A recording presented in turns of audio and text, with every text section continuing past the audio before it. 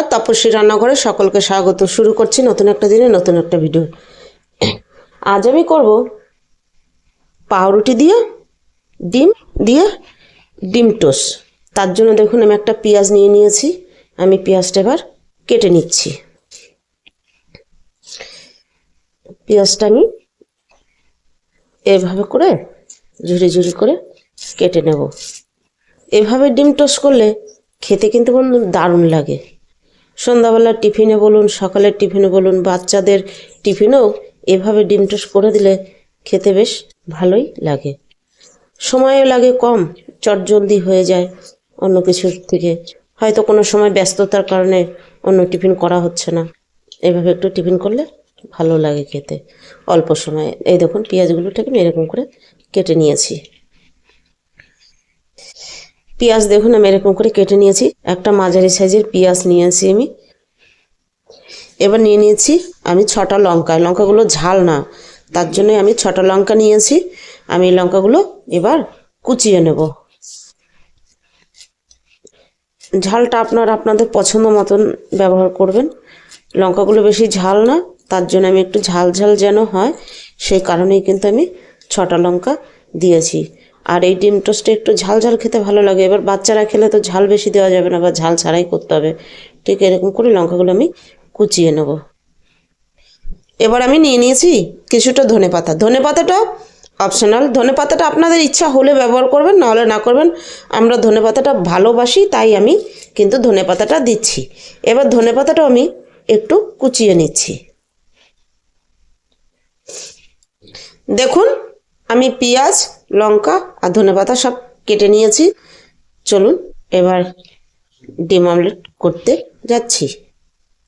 দেখুন আমি এখানে এরকম 2টো পাউরুটি নিয়েছি। এই পাউরুটিগুলো না আমি ঠিক নাম বলতে পারবো না, তবে এই পাউরুটিটা আমার কাছে খেতে ভালো লাগে, তাই আমি এই পাউরুটিটা না এনেছি। এই পাউরুটিটা দিয়েই আমি আজকে ডিম টোস্ট কিন্তু করব। এর জন্য আমি মাঝখান থেকে এভাবে কেটে নিচ্ছি।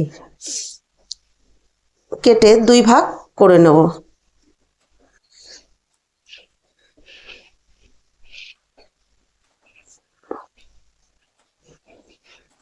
এই দেখুন এভাবে আমি 2 ভাগ করে নিয়েছি। আমি আরেকটা আছে, ওটাও ঠিক একইভাবে কেটে নেব। দেখুন এটাও আমি কেটে নিয়েছি।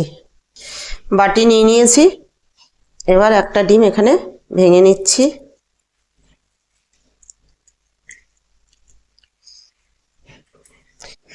এবার এখানে এই পেঁয়াজ কুচির থেকে হাফ পেঁয়াজ কুচি আমি দিয়ে দিচ্ছি।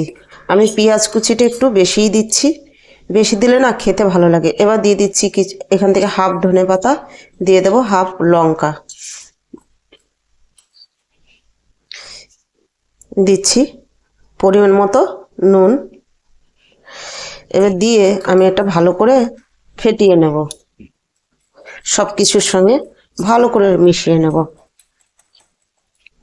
আমি আরেকটা বাটি নিয়েছি, এই বাটিতে একটা ডিম ভেঙে নিচ্ছি।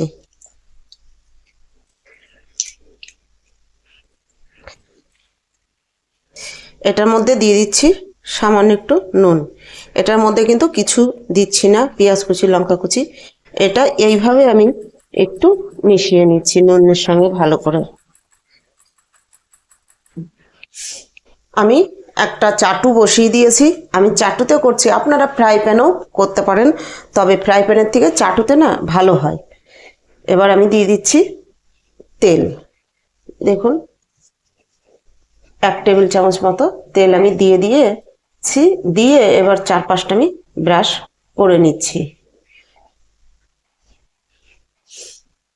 তেল গরম হয়ে গিয়েছে, দিয়ে দিচ্ছি আমি ফেটিয়ে নেওয়া ডিম। আঁচ কিন্তু এখানে আমি একদম লো করে রেখেছি।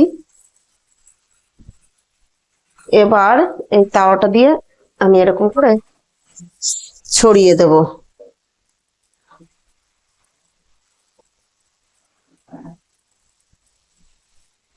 এভাবে ভালো করে ছড়িয়ে দিতে হবে। আর একটু এরকম বেশি করে পেঁয়াজ, একটু ধনেপাতা দিয়ে করে খেয়ে দেখবেন। আর যারা ধনেপাতা খেতে পছন্দ করেন না, তাদের অসুবিধা নেই, ধনেপাতা দিতে হবে না। এরকম করে আমি করে নিয়েছি। এবার আমি এখানে দিয়ে দিচ্ছি ডিম। ডিমের মধ্যে দিয়ে দিচ্ছি রুটি। এবার রুটিটা দিয়ে কিন্তু আমি আবার এই পিঠটা ভালো করে হতে দেব। এবার আমি একটু টেস্ট বাড়াতে আমার ইচ্ছা মতো আমি উপর থেকে এই যেই ডিমটা ফেটিয়ে নিলাম, এই দেখুন এই ডিমটা একটু উপর থেকে ব্রাশ করে দিচ্ছি, তাহলে উপরের অংশটাও খেতে ভালো লাগবে, একটু ডিম ডিম লাগবে খেতে। দোকানে তো করলে উপরের অংশটায় তার ডিম ব্রাশ করে না, আমি ঘরে করছি তাই একটু ডিমটা ব্রাশ করে দিচ্ছি, তাহলে এটাও কিন্তু খেতে দারুণ লাগবে। উপরটা শুকনো শুকনো মতো মনে হবে না। এটা আপনাদের ইচ্ছা হলে ব্যবহার করবেন, না হলে না করবেন।